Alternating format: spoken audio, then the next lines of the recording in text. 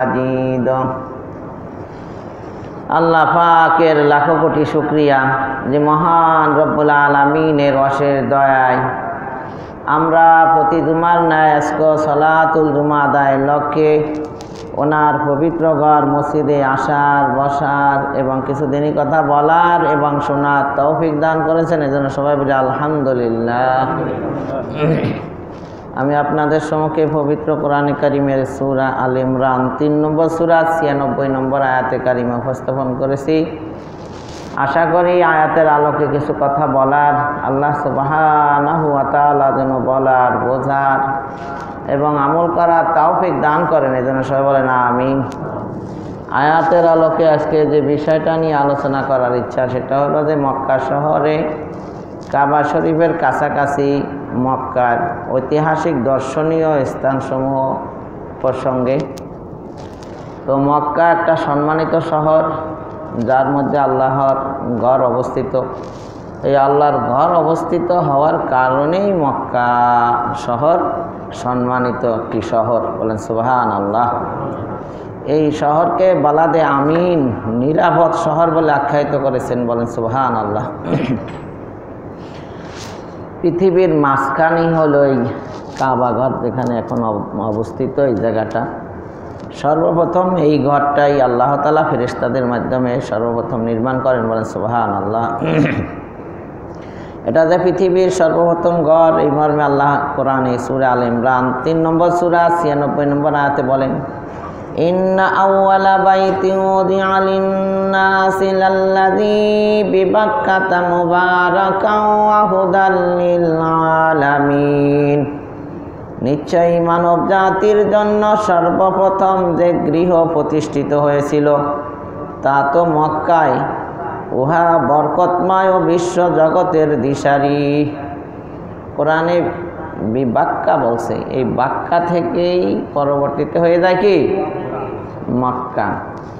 বাক্কা হলো একটা পানির আপনার ফেনা।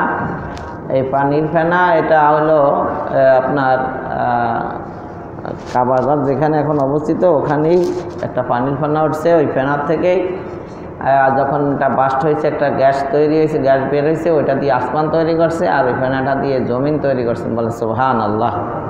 এই জন্য ওই জায়গাটারে আল্লাহ তাআলা স্মরণীয় বরণীয় করে রাখার জন্য ওখানে আল্লাহ ফেরেশতা দিয়ে একটা ঘর তৈরি করছেন। ওইটাই পৃথিবীর নাভি মাঝখান। বলে সুবহানাল্লাহ। তো এই পবিত্র শহরে প্রবেশ করার শর্ত হইল এহরাম বেঁধে সেখানে উপস্থিত হইতে হবে। যেই মক্কায় ঢুকবে সে কি বাইরের লোকেরা, বহিরাগত দেশের লোকেরা এহরাম পরে ঢুকতে হবে। এই এহরাম পরার একটা কারণ বলতেছেন শাহ ওলিউল্লাহ মুহাদ্দিসে দেলহবী রাহমাতুল্লাহ আলাইহি, যে এহরাম বাঁধা এটা এমন একটা কাজের মতো যেমন আমরা নামাজের ভিতরে নামাজ শুরুর আগে কি বলি আল্লাহু আকবার তাকবীর বলি, তাকবীরে তাহরিমা যেটাকে বলা হয়। তা নামাজের আগে তাকবীরে তাহরিমা যেমন গুরুত্বপূর্ণ বা এটা একটা ফরজ, ঠিক এরকম মক্কার ভিতরে ঢুকতে হলে এহরাম বেঁধে ঢোকা এটাও একটা ফরজ। অর্থাৎ এহরাম বেঁধে ঢুকতে হবে। তাহলে সকল আড়ম্বরের জিনিস পরিহার করার কারণ স্বীয় প্রবৃত্তি আল্লাহর নিকট বিনীত এবং অবনত করা, এটাই হলো আসল এহরাম পরার উদ্দেশ্য। যে যে প্রান্ত থেকেই মক্কায় প্রবেশ করুক, ঢোকার আগে এহরাম পরার আগে তো তার পোশাক আশাক বিভিন্ন দামি স্বর্ণ খচিত বিভিন্ন রকমের কারুকার্য, অনেক রকমের এমব্রয়ডারি ডিজাইন, অনেক দামি ভালো মানের কাপড় পোশাক পরিধান করত। কিন্তু যখন সে এহরামের কাপড় পরিধান করলো সব কিছু ছাইড়া, তাহলে সে কি হয়ে গেল আল্লাহর নিকট বিনীত এবং অবনত হয়ে গেল। কারণ একদিন সত্যি সত্যি মৃত্যুর পরে এই সব কাপড়গুলো খুলে ফেলবে, কিছুই রাখবে না। তো সে সময় তো সে মরার পরে খুলবে অন্যরা, আর এখন সে নিজে স্ব ইচ্ছায় খুলে এহরামের কাপড় পরে সে নিজেকে আল্লাহর কাছে সঁপিয়ে দিল। বলেন সুবহানাল্লাহ। যেমন এক সময় মরার পরে সকলে দৌড়ে কবরের ভিতরে রাখবে, একা একা থাকতে হবে। আপনজন ছেলে মেয়ে স্ত্রী পুত্র পরিবার পরিজন সব ত্যাগ করে এটা তো তার মৃত্যুর পরে অন্যরা নিয়ে যাবে। ঠিক জীবদ্দশায় রমজান মাসে অনেকে এতেকাফ করতে আসে, এটাও যেন নিজে ইচ্ছায় নিজের আপনজন, স্ত্রী পুত্র পরিবার পরিজন, ব্যবসা বাণিজ্য চাকরি বাকরি সব কাজ ফেলাইয়া মসজিদে আসা প্রবেশ করে, মানে এক আল্লাহর সান্নিধ্যে সে সময় কাটায়, আল্লাহর সাহায্যে সময় কাটায়, নির্জনে একা একই কবরের কথা স্মরণ করে বলেন সুবহানাল্লাহ। এই এতেকাফের এই অবস্থাটা, এই সম্পর্কটা কবরের জগতে কাজে লাগবে। ঠিক এহরাম করে যখন সে জীবিত থাকা অবস্থায় মৃত ব্যক্তির ন্যায় সাদা কাপড় পরে যখন এহরামে যায়, আর যখন সে তার পিছের জীবনের গুনার জন্য তওবা করে, ইস্তেগফার করে, ভবিষ্যতে সে মরা মানুষের মতন জীবনযাপন করার চেষ্টা করে, তো অবশ্যই তার জন্য আল্লাহ রাসূল বলেন, আল হজ্জুল মাবরুরু লাইসা লাহু জাযাউন ইল্লাল জান্নাহ। আল্লাহ যদি হজটা কবুল করে এর পুরস্কার জান্নাত ব্যতীত আর কিছুই নাই, বলেন সুবহানাল্লাহ। তাহলে আমরা মরার আগে মরতে হবে আর কি। মরা মানুষ যেমন গালি দেয় না, ঝগড়া করে না, রাগ দেখায় না, ক্ষোভ দেখায় না, কাউকে ঠকায় না, প্রতারণা করে না, ছলছতরি করে, কিছুই তো করতে পারে না। ঠিক জীবদ্দশায় হাজী সাহেব মরা মানুষের মতন জীবনযাপন করতে হবে। কারণ হেরামের কাপড় সে সবাই ইচ্ছায় পড়ছে, কেউ পড়ায় নেই, সে নিজেই পড়ছে, মানে সে নিজেই মরার মতন জীবনযাপন করে। হাদিসে আছে, মৌতু ক্বাবলা আন তামুত, তোমরা মরো, মরার আগেই মরো। মরার আগে মরে কীভাবে, মানে মরার পরে যেমন যা কিছু করতে পারে না হারাম কাজ, ওগুলো মরার আগেই তুমি ওগুলো ছেড়ে দাও। তাহলে এহরামের জন্য, এহরাম যখন এহরামকারী পরে, তখন এহরামকারীদের জন্য কিছু নিষিদ্ধ কাজ আল্লাহ তাআলা করে দিয়েছেন, যেটা সূরা বাকারা 2 নম্বর সূরার 197 নম্বর আয়াতে আল্লাহ বলেন, ফামান ফারাযা ফীহিন্নাল হাজ্জা ফালা রাফাসা ওয়ালা ফুসুকা ওয়ালা জিদালা ফিল হাজ্জি। এইসব মাসে যে লোক হজের পরিপূর্ণ নিয়ত করবে তার পক্ষে স্ত্রীরও সাথে নিরাভরণ হওয়া জায়েজ নয়, না অশোভন কোনো কাজ করা, না ঝগড়া বিবাদ করা হজের সেই সময় জায়েজ নয়। হজের সময় কোনো ধরনের ঝগড়া বিবাদ, অশোভনীয় কোনো কাজ করা জায়েজ না, এটা আল্লাহ হারাম করে দিয়েছেন। তাহলে হজের সময় হারাম হইলে হজের পরে কি জায়েজ নাকি? যে কাজ হজের সময় হারাম, যে কাজ মসজিদে হারাম, এই কাজ সর্বত্রে হারাম, সব সময়ের জন্য কি হারাম। মুমিন যখন এহরাম বাঁধে তখন সূর্যাস্তের পূর্বেই তার সমস্ত গুনাহ মাফ হয়ে যায়, বলেন সুবহানাল্লাহ। এহরাম বাঁধার সাথে সাথে সে আল্লাহ তাআলা তার গুনাহগুলো মাফ করে দেন সূর্যাস্তের আগে আগেই। হজ একাধারে আর্থিক আর একদিক দিয়ে শারীরিক ও মানসিক ইবাদত। কারণ মানসিক ইবাদত কীভাবে হইলো? শারীরিক ইবাদত তো হজ ওখানে না যাওয়া ছাড়া তো হজ করা যায় না, তো শরীরটা তো নিতে হয়, প্লেনে করে নিক আর যেভাবে নিক, পানি জাহাজে করে নিক, শরীর তো নিতে হবে। হ্যাঁ, নামাজ পড়তে হলে শারীরিক ইবাদত, রোজা রাখতে গেলে শারীরিক ইবাদত, জাকাত দিলে সেখানে শারীরিক আর্থিক ইবাদত। আর হজের ভিতরে শারীরিকও আছে, আর্থিকও আছে, পাশাপাশি মানসিকও একটা ইবাদত হজের ভিতরে। কারণ এই হজে যখন যায় তখন মায়া ত্যাগ করে, আপনার ছেলে মেয়ের, ব্যবসা বাণিজ্যর সব কিছুর মায়া ত্যাগ করে, একটা মানসিক যন্ত্রণা নিয়ে, কষ্ট নিয়েই সে হজ করতে যায়, সব কিছু ত্যাগ করে। ইদানিং মানুষ বারবার হজ করে দেখে এর কাছে মনে হয় না তেমন ভয়ভীতি, কিন্তু যে প্রথমবার যায় তার কিন্তু ওরকম খুব কষ্টই কি হয়। যারা একবারে প্লেনে ওঠে নাই, প্রথমে তো ভয় ভয় লাগে, কিন্তু আসার সময় আবার সেই দেখি চালাক হয়ে যায়।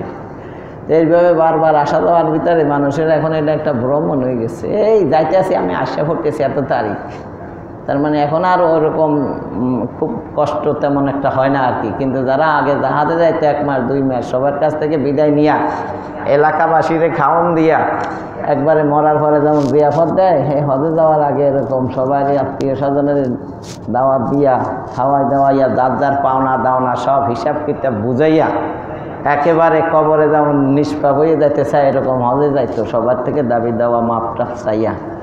ওইটাই ছিল প্রকৃত হাজী সাহেবের আসল রূপ। কিন্তু এখন হয়ে গেছে এটা একটা ভ্রমণ বা সুনাম, এমন একটা মানে অন্যরকম হয়ে গেছে। তো যাই হোক, আল্লাহ আমাদের সকলকে যথাযথভাবে হজের নিয়ম কানুন পালন করে হজ পালন করার তৌফিক দান করে, সবাই বলেন আমিন।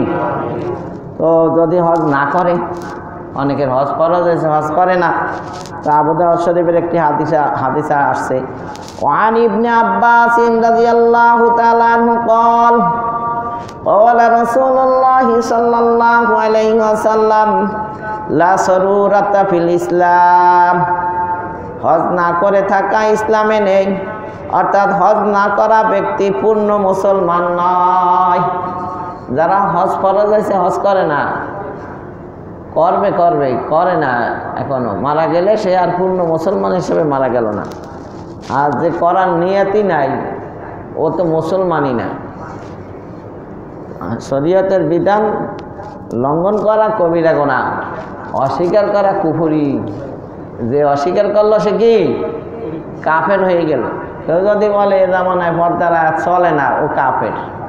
আর একটা হলো সে পর্দার বিধান পালন করতেছে না, কষ্ট হইতেছে বা করতেছে না অবহেলা করিয়া, তাহলে সে ফাসেক। যদি বলে সুদ ছাড়া এ জামানায় চলে না, তাহলে সে কাফের হয়ে যাবে। কিন্তু সুদ খাইতেছে, সে ফাসেক। নামাজ পড়তেছে না, ফাসেক। কিন্তু নামাজ পড়া লাগবে না, তাহলে হয়ে যাবে সে কি কাফের, অস্বীকারী কাফের হয়ে যাবে। তো হজে যখন যায় তখন আল্লাহ তাআলা তার গুনাহগুলো মাফ করে তাকে নিষ্পাপ করে দেন, বলেন সুবহানাল্লাহ। এই মর্মে মুসনাদে আহমদের একটি হাদিস আসছে, ওয়ান ইবনে ওমর রাদিয়াল্লাহু তাআলা আনহু قال قال رسول الله صلى الله عليه وسلم إذا لقيت الحاج فسلم عليه وصافحه وأمره أن يستغفر لك قبل أن يدخل بيته فإنه مغفور له। রাওয়াহু আহমদ। মুসনাদে আহমদের হাদিস। আল্লাহ রাসূল সাল্লাল্লাহু আলাইহি সাল্লাম বলেন, যখন তুমি কোনো হাজির সাক্ষাৎ পাবে, তাকে সালাম করবে, মুসাফাহা করবে ও তাকে অনুরোধ করবে যেন তোমার জন্য আল্লাহর নিকট মাফ চায় তার ঘরে প্রবেশের পূর্বে।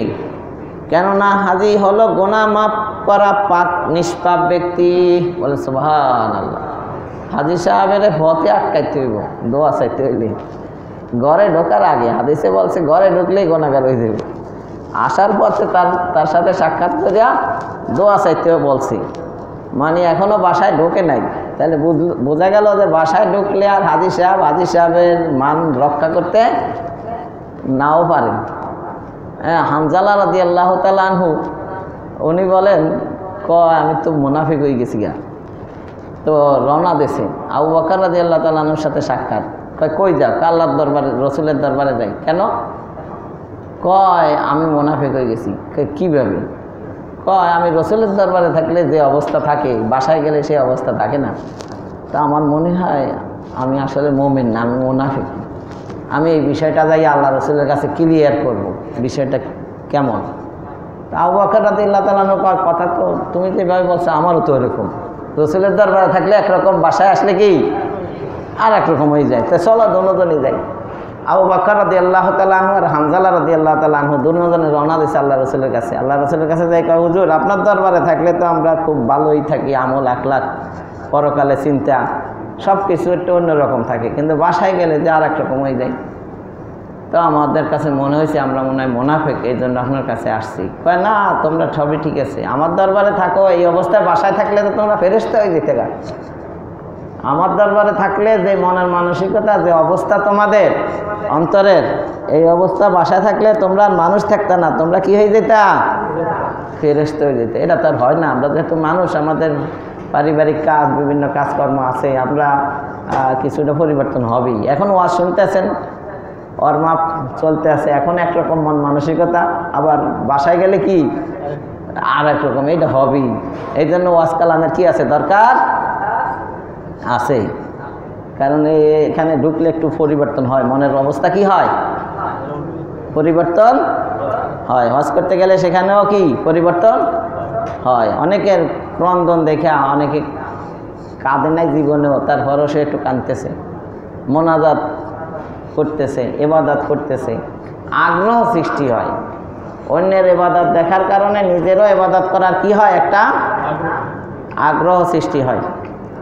তো আলোচনা করছিলাম এটাই যে হজে যখন মানুষ রওনা দেয় তখন সে আমাদের বাংলাদেশ থেকে 3 ধরনের হজ করার ব্যবস্থা তো সবসময় আছে, সবার জন্যই আছে। একটা হলো হজের যে সময় ওর অনেক আগে চলে যায়, আর একটা হলো হজের কাছাকাছি যায়, আর একটা হলো ওখানের স্থানীয় লোক যারা আছে তারা হজ করে। তাহলে কয় রকমের হলো হজ? তো যারা আগে যায় তারা প্রথমে ওমরার নিয়ত করিয়েই যায়, তারপরে হালাল হয়ে যায়। ওমরা শেষ হইলে হজের আগে আবার মক্কা থেকে এহরাম করিয়া হজের উদ্দেশ্যে রওনা দেয় মিনার দিকে। এই যে মাঝখানে কিছুদিন হালাল ছিল, প্রথমে ওমরা করছে পরে হজ করছে, এটা থেকে হজ্জের তামাত্তু, কি বলে তামাত্তু। আর যারা একবারে শেষের দিকে যায় তারা যাইয়া ওমরা করিয়া আর এহরাম খোলে না, ওই এহরাম বাঁধা অবস্থায় আবার হজ করে, ওটা থেকে হজ্জের কেরান। আর অনেক লোক আছে যারা মক্কায় বসবাস করে, এরা আর এই সুযোগ হারায় না, তারা ওই হজের টাইমে ওখান থেকে এহরাম করিয়া হজ করতে যায়, শুধু হজ। তারা আর আগের থেকে ওমরা করার দরকার নাই, ওটা একটা হজ্জে ইফরাদ। তাহলে কয় রকমের হজ হইল? 3 রকম। আর এমনি সারা বছর মানুষ ওমরা করে। তাহলে ওমরা এটারে বল, এটাও একটা হজ, নফল হজ, কিন্তু এটার কাজ ছোট হজ। এটা কোন হজ? এই ছোট হজ বুঝাইতেছি। তাহলে ওমরাটা কি? ছোট হজ, যেটাকে হজ্জে আসগর বলা হয়। আর ফরজ হজ যেটা, এটা হলো হজ্জে আকবার, যেটাকে বড় হজ বলা হয়। কিন্তু আপনারা জানেন শুক্রবারের দিন যে হজ হয় ওইটাই হলো হজ্জে আকবার, আকবরী হজ। এটা ভুল, এই ধারণাটা ভুল। আল্লাহ রসুল সাল্লাল্লাহু আলাইহি সাল্লাম বড় হজ করছেন, এই জন্য ওটা হজ্জে আকবরই ছিল, কিন্তু ঘটনাচক্রে ওটা শুক্রবারই ছিল। এই জন্য মানুষ মনে করে কি কি যে শুক্রবারের দিন হজ হইলেই ওটা কি হজ্জে আকবর। আমরা যা কিছু ফয়সালা করব কি দিয়া? প্রথমে কোরআন দিয়ে, পরে হাদিস দিয়া। তো কোরআনে কি বলে? সূরা তাওবা 3 নম্বর আয়াতে আল্লাহ বলেন, ওয়া আযানুম মিনাল্লাহি ওয়া রাসূলিহি ইলান নাসি ইয়াওমাল হাজ্জিল আকবারি আন্নাল্লাহা বারিয়্যুম মিনাল মুশরিকিনা ওয়া রাসূলুহু। আর মহান হজের দিনে আল্লাহ তার রাসূলের পক্ষ থেকে লোকদের প্রতি ঘোষণা করে দেয়া হয়েছে যে আল্লাহ মুশরিকদের থেকে দায়িত্বমুক্ত এবং তার রাসূলও। তাহলে এখানে কি বলা হলো? যে ইয়াউমাল হজ্জিল আকবার, হজের দিন এটাই হলো ওই বড় হজ, যেটা মানে ফরজ হজ যেটা, ওইটারই কি বলা হয়? হজ্জে আকবার। তাহলে ওমরাটা হলো ছোট হজ, ফরজ হজটা কি? বড় হজ। সাধারণ লোকেরা শুক্রবার আরাফাত দিন হলে, জিলহজ মাসের 9 তারিখ যদি শুক্রবার হয়, যেটা আরাফাত দিন বলা হয়, তাহলে হজ্জে আকবার বলে। এই ধারণা ভুল। বিদায় হজ ঘটনাচক্রে শুক্রবার পড়েছিল, তবে শুক্রবারের ফজিলত আছে কিন্তু আলাদা। শুক্রবার যদি হয় ওটাকে হজ্জে আকবার না বললেও ওটার ফজিলত কি আলাদা আছে, কিন্তু হজ্জে আকবার হওয়ার সাথে শুক্রবারের কোনো সম্পর্ক নেই। তো হজ যদি ফরজ হয় দেরি করতে নাই, তাড়াতাড়ি করতে হয়। ইবনে আব্বাস রাদিয়াল্লাহু তাআলা আনহু থেকে বর্ণিত হাদিস, আল্লাহ রাসূল বলেন, ক্বালা রাসূলুল্লাহি সাল্লাল্লাহু আলাইহি ওয়াসাল্লাম মান আরাদাল হাজ্জা ফালইয়াতাআজ্জাল ফাইন্নাহু ক্বাদ ইয়ামরাদুল মারিদ ওয়া ফাদ্দিলির রাহিলাতু ওয়া তা'রিজুল হাজাহ। হজের ইচ্ছা পোষণকারী যেন তাড়াতাড়ি তা সম্পন্ন করে, কেননা সে অসুস্থ হয়ে পড়তে পারে, তার উট হারিয়ে যেতে পারে, বা তার ইচ্ছা বাধাগ্রস্ত হয়ে যেতে পারে। ইবনে মাজাহ শরীফের হাদিস। আল্লাহ রসুল বলেন হজ ফরজ হইলে দেরি করার দরকার নেই, কারণ অসুস্থ হয়ে যেতে পারে। কারণ হজ তো আর্থিকও আবার শারীরিকও, অসুস্থ হয়ে পড়লে সমস্যা না। আবার উট হারিয়ে যেতে পারে, টাকা পয়সা নাও তো থাকতে পারে। উট বলতে ওখানে তো যানবাহনটা ছিল উট, তো উট যদি হারাই যায় এত দূর ফলার পথ কীভাবে পাড়ি দিবে যাবে। এখন এটার মানিয়ে যে আমরা যে প্লেনের টিকিট করি যত টাকা পয়সা লাগে ওইটা যদি না থাকে তাহলে যাওয়া তো যাবে না। এখন আছে করে ফেলো। আবার অনেকের ইচ্ছা বাধাগ্রস্ত হয়ে যেতে পারে। এখন যে ইচ্ছা করছে পরবর্তীতে সেই ইচ্ছা নাও থাকতে পারে। তাহলে কাবা ঘর এটা একটা কি মহামিলন কেন্দ্র, ভ্রাতৃত্ববোধ সৃষ্টি করে। এখানে গেলে সামাজিক মর্যাদা বৃদ্ধি করে। হাজী সাহেবের মর্যাদা সকলের কাছে কি আছে না নাই? তাহলে যারা ওখানে যায় তাদের মর্যাদা আল্লাহ কি করেন? বাড়ায় দেন। ইন্নাল ইজ্জাতা লিল্লাহি জামিআ, সকল ইজ্জত দেওয়ার ক্ষমতা কার? আল্লাহ যাকে চান তাকেই ইজ্জত দেন। তাহলে এইগুলো আমাদের আগে জানা কথা। হায়াত, মত, রিজিক, দৌলত, ইজ্জত, সম্মান, এগুলা কার হাতে? একমাত্র আল্লাহর হাতে।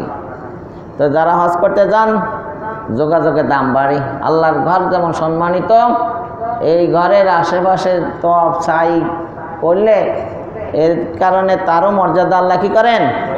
বাড়ায় দেন। এবং এখানে হজ করে আসার পরে তার চরিত্রের উন্নতি ঘটে। যে একবার হজ করে আসে তার একটা মান সম্মানের ব্যাপার, খারাপ কাজ করে কিভাবে ওইটাই তো তাকে বাধা দেয়। সুন্নাহ আমল করলে মানুষের খারাপের থেকে বাঁচায়। যেমন ওই যে ক্ষেত খামার হেফাজতের জন্য বেড়া দেয় না কৃষকেরা, কেন? যাতে পশুরা তাদের ফসল না খেয়ে নষ্ট না করে, এই জন্য তো। ঠিক সুন্নাহগুলা হেফাজত করে ওয়াজিবকে, ওয়াজিব হেফাজত করে ফরজকে। বলে সুবহানাল্লাহ। এগুলো বেড়া। আপনি যদি সুন্নাহর উপরে আমল করেন দেখবেন কিছুদিন পরে ওয়াজিব আমল হয়ে যাচ্ছে। আপনার মন থেকেই ওয়াজিব পালন করতেছেন। ওয়াজিব পালন করা শুরু করে দিবেন, তাহলে দেখবেন কি ফরজও আপনার থেকে আর ছুটতেছে না। তাহলে আজকে থেকে সুন্নাহর উপরে আমল শুরু করে দেন। মানুষ দেখলি আসসালামু আলাইকুম ওয়া রাহমাতুল্লাহ, সালাম দেওয়া কি সুন্নাত। তাহলে দুদিন পরে কইবেন কি সালাম যখন দিছি তাহলে আবার টুপিটা মাথায় দিয়ে লাগে। আবার কয়েকদিন পরে কবেন তাহলে পাঞ্জাবি টাকা দিই, শাড়ির উপরে তো টুপি মানায় না। এরপরে কবেন কি তাহলে দাড়িটা রেখে লাই। তাই দাড়ি রাখা কিন্তু সুন্নাত না, এটা কিন্তু ওয়াজিব। সুন্নাতে এখন কোন দিক টান দিছে? ওয়াজিব। কয় মাথায় টুপি, গায়ে পাঞ্জাবি, মুখে দাড়ি, নামাজটা না পড়লে কেমন হয়? এবার নামাজ শুরু করছে। নামাজটা কি ওয়াজিব না ফরজ? তাহলে সুন্নাতে ওয়াজিবের হেফাজত করে, ওয়াজিবে কিসের হেফাজত করে? ফরজের হেফাজত করে। বুঝতে পারছেন? এবার আমলের দিকে একটু হলেও আসুক, অসুবিধা নাই। রাস্তার ডান পাশ দিয়ে হাঁটাও সুন্নাত, করতে থাকুক। মেসাক করাও কি সুন্নাত, ঢোকে পানি পান করাটাও সুন্নাত, জুতা স্যান্ডেল পায়ে দিয়ে টয়লেটে যাওয়াটাও কি সুন্নাত। তার মানে কি সুন্নার উপরে আমল করতে করতে একসময় ইসলামের উপরে এসে যাবে। বলেন সুবহানাল্লাহ। তাহলে আল্লাহর নিদর্শন সমূহ রয়েছে এই কাবা ঘরের আশেপাশে সর্বত্রে ছড়ানো ছিটানো। বলেন সুবহানাল্লাহ। তাহলে মক্কা শহর সমূহের আপনার এটা মক্কা শহর, এটা সমস্ত শহরের জননী বলা হয়। কি বলা হয়? জননী। কোরআনে কথা আসছে উম্মুল কুরা।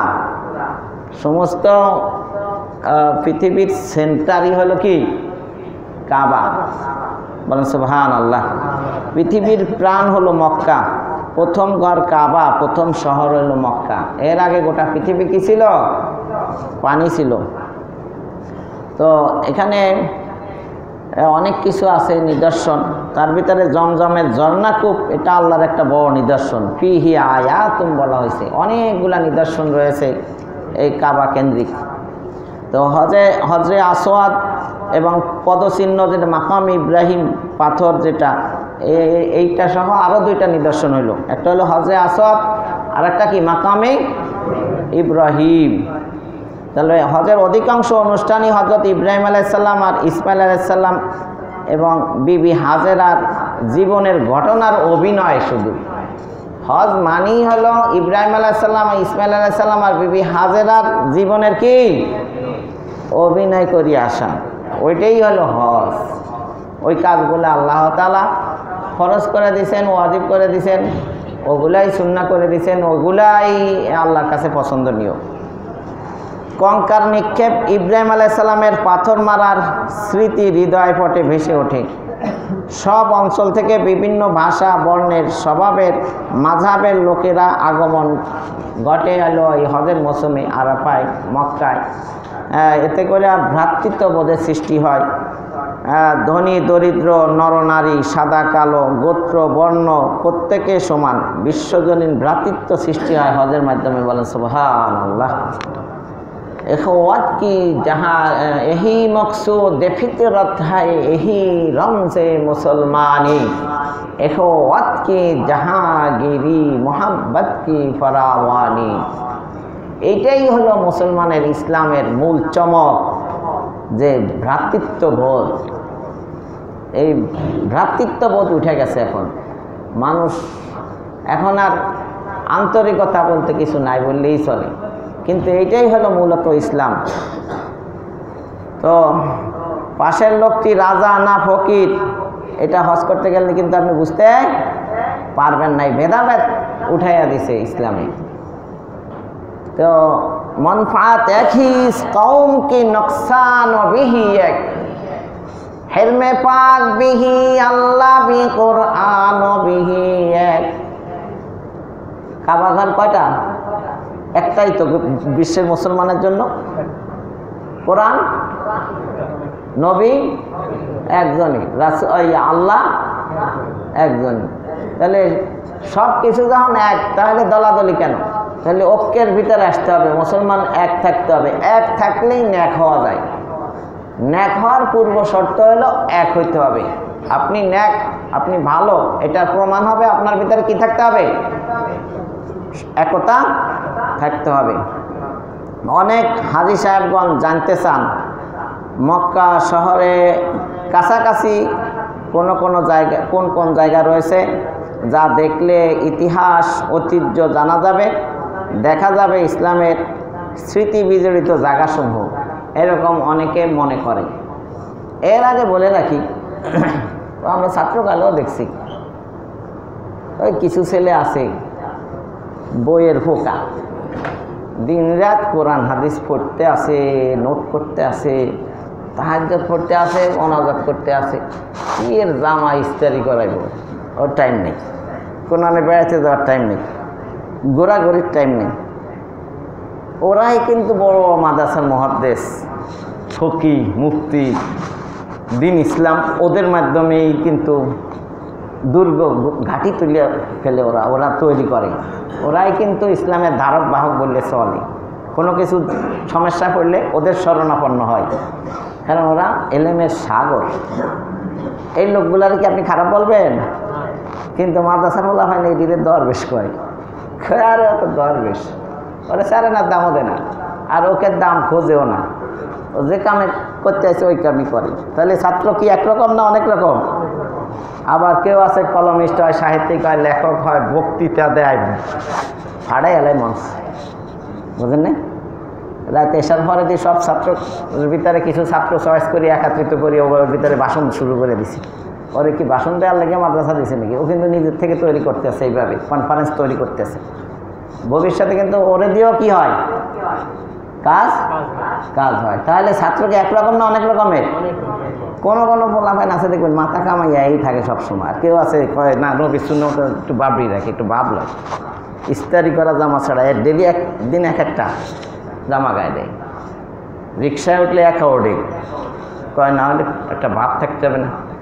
এইগুলোও কিন্তু ছাত্র জীবনেই করে। আর আল্লাহ তাদেরকে ওইভাবেই চালাই উড়াই, ওরাই এইভাবে বড় হয়।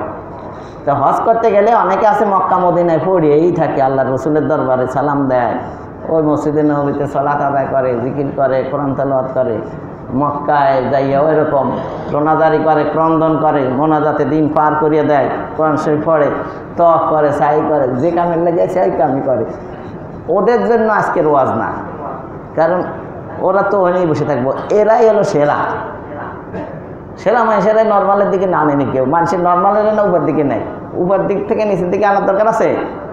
এটা তো ঠিক আছে। কিছু লোক আছে যাদের এই কাজে মন বসে না, এর পিটলেও এই কাম করবে না। এই করবে কি, ও আমরা শেষ, এখন মনে করেন নানান দিকে ঘুরতে যাইব, আর বোরাই ওয়াজ স্বভাব, ওর টাকাও আছে পয়সাও আছে, ঘুরতে দিব। তাদের জন্য এই ওয়াজটা, যাইবেন কই?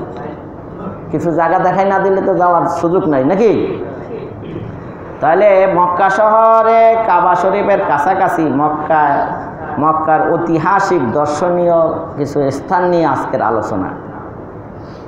তো 1 নম্বরে কাবা শরীফ, যেখানে গেছেন ওইটা তো ভালো করে দেখতে হইব নাকি, ওর আশেপাশে কি আছে না আছে। তো মুসলমানদের ক্যাবলা হলো কাবাঘর, পৃথিবীর কেন্দ্রস্থলে মক্কা নগরীর অবস্থান। এই মক্কা সম্মানিত হওয়ার একমাত্র কারণ এখানে আল্লাহর পাক পবিত্র ঘর কাবা শরীফ নির্মাণ করেছেন আল্লাহ। বলেন সুবহানাল্লাহ। হজের মূল আকর্ষণ বাইতুল্লাহ বা কাবা ঘর, এটা আল্লাহ তাআলার এক অপূর্ব সৃষ্টি। আল্লাহ তাআলা কাবা গৃহকে মানব জাতির ইবাদতের কেন্দ্রস্থল রূপে নির্দিষ্ট করেছেন। বলেন সুবহানাল্লাহ। কাবা মানব জাতির একটা মিলন কেন্দ্র। এটা সূরা বাকারা 2 নম্বর সূরার 125 নম্বর আয়াত আল্লাহ বলেন, ওয়াইদ জাআলনাল বাইতা মাসাবাতাল লিন্নাসি ওয়া আমনা, আমি কাবা গৃহকে মানব জাতির মিলন কেন্দ্র ও নিরাপদ স্থান হিসাবে মনোনীত করেছি। কাবা এটা মানব জাতির কি মিলন কেন্দ্র এবং নিরাপদ স্থান। এখানে কোনো মারামারি দরকার কিছুই কি নাই। তো একসময় জাহেলিয়াতের যুগে, বর্বর যুগে মানুষ মারামারি কাটাকাটি হিংসা বিদ্বেষ ছড়াইয়া ছিল, রক্তপাত ঘটাইতো, যুগ যুগ ধরিয়া গোত্রে গোত্রে সংঘর্ষ চলছে। কিন্তু তখনও কাবাঘরের আশেপাশে মানুষ তার বাবার হত্যাকারীর বিচার করে নাই, কারণ এটা কি পুত পবিত্র জায়গা। ওমান দাখালাহু কানা আমিনা, যে এখানে প্রবেশ করবে সে নিরাপদ থাকবে। বলেন সুবহানাল্লাহ।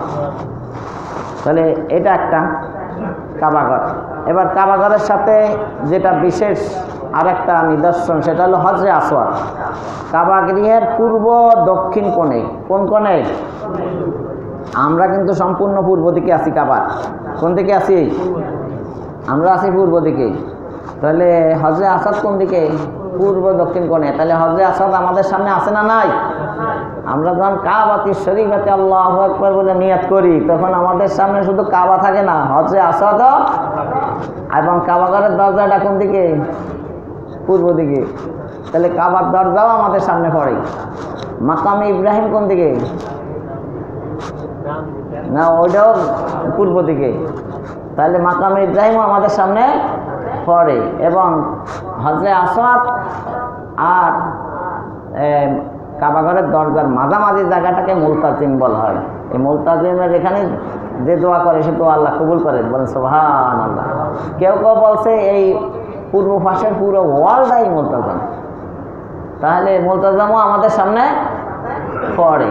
তাহলে কাবা পড়ে, কাবার গেলাফ পড়ে, কাবার ওয়াল পড়ে, কাবা হজরে আসওয়াদ পড়ে, মাকাম ইব্রাহিম পড়ে, কাবাঘরের দরজা পড়ে। আমাদের ভাগ্য কত বেশি! বলেন সুবহানাল্লাহ। অনেক ভালো ভাগ্য নাকি? আরেকটা জিনিস আছে যেটা আপনারা দেখতে পান না কিন্তু আছে, বলেন তো সেটা কি? কেউ পারবেন? সেটা হলো জমজম কূপ। এখন যেখানে ওরা পাম্প লাগাইয়া পানি উঠায়, ও জায়গা না, ওরা পাইপ দিয়ে নিয়ে গেছে। মূল জমজমটা ছিল হলো কোথায়? ওই যে দরজার মাকাম ইব্রাহিম বরাবর ওই পূর্ব দিকে পিছনের সাইডে। কিন্তু মানুষের ওই যে তওয়াফ করতে কষ্ট হইব দেখে উপরদার ডালাই করে দিছে, টাইলস বসাইয়া দিছে। আপনি উপরটা চলে দেখতে আছেন কিন্তু দেখা যায় না। তাহলে জমজমের কূপও কোন দিকে? পূর্ব দিকে। তাহলে কাবা গৃহের পূর্ব দক্ষিণ কোণে প্রায় 4 ফুট উঁচু দেয়ালের কিছুটা ভিতরে পতিত কালো থালার মতো একটি গোল কালো পাথরের নাম হলো হজরে আসওয়াদ। পাথরটির চারপাশে রূপার বৃত্ত লাগানো, রূপা দিয়ে আটকায়া দিছে। কাবার কোণে লাগানো হজরে আসওয়াদ জান্নাতি পাথর। এই পাথরটা কি?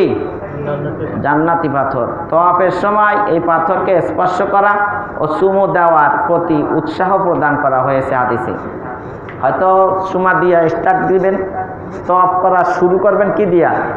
হযরত আসওয়াদকে বিসমিল্লাহ আল্লাহু আকবার বলে চুমা দিয়েই কি করবেন? তওয়াফ শুরু করবেন। ডানে ঘুরবেন, কাবা বামে থাকবে। স্টার্ট কোন দিক দিয়ে? হযরত আসওয়াদ থেকেই শুরু। আবার ঘুরে এখানে আসবেন, শেষ একটা একবার শেষ, আবার শুরু হবে এখান থেকে। যতবারই আসবেন ততবারই চুমা দিবেন। যদি চুমা দিতে না পারেন কোনো কিছু দিয়ে টাচ করবেন, স্পর্শ করবেন। দোনোটাই এখন সম্ভব খুব কম, কারো না কারোর জন্য তো সম্ভব হয়। আর যদি এই দুইটা না পারেন তো দূরের থেকে হাত ইশারা করিয়া বিসমিল্লাহ আল্লাহু আকবার। তো যারা নিচে আছে তারা এটা করবে, আর যারা দোতলা তিনতলা আছে তারা তো আর এত দেখা যাবে না। তো ওই সবুজ বাতি আছে, এরকম বাতি জ্বলতে আছে সবুজ, ওই সবুজ বাতি দেখেই বিসমিল্লাহ আল্লাহু আকবার।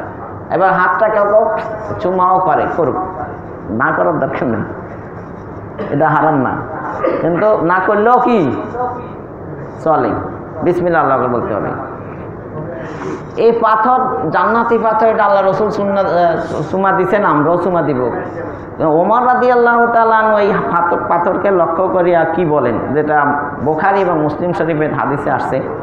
ওয়ান আবিস ইবনে রাবিআতা ক্বাল রাআইতু উমরা ইউকাব্বিলুল হাজরা ওয়া ইয়াকুলু ইন্নী লা আ'লামু আন্নাকা হাজারুন মা তানফা ওয়া লা তাদুররু ওয়ালাউলা আন্নী রাআইতু রাসূলাল্লাহি সাল্লাল্লাহু আলাইহি ওয়াসাল্লাম ইউকাব্বিলু মা কাব্বালতুকা।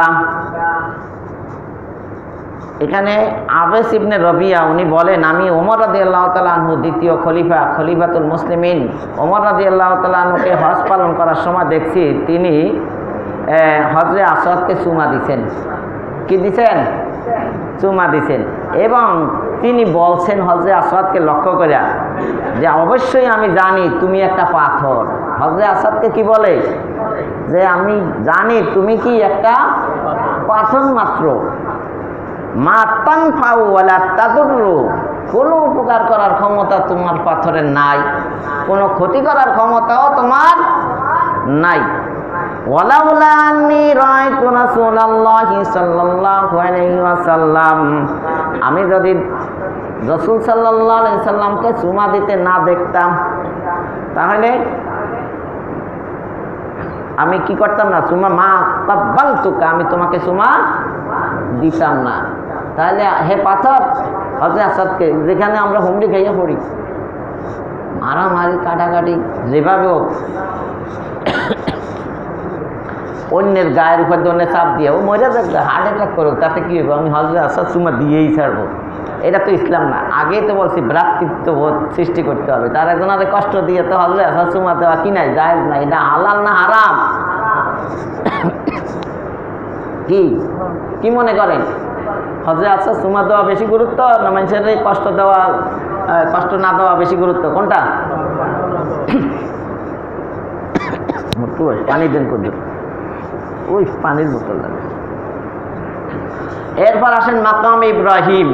কাবাঘর নির্মাণের সময় উঁচুতে দাঁড়িয়ে দেয়াল তৈরির প্রয়োজন দেখা দিলে ইসমাইল আলাইহিস সালাম একটি পাথর আনেন। এই পাথরে দাঁড়িয়ে ইব্রাহিম আলাইহিস সালাম দেয়াল নির্মাণ করেন।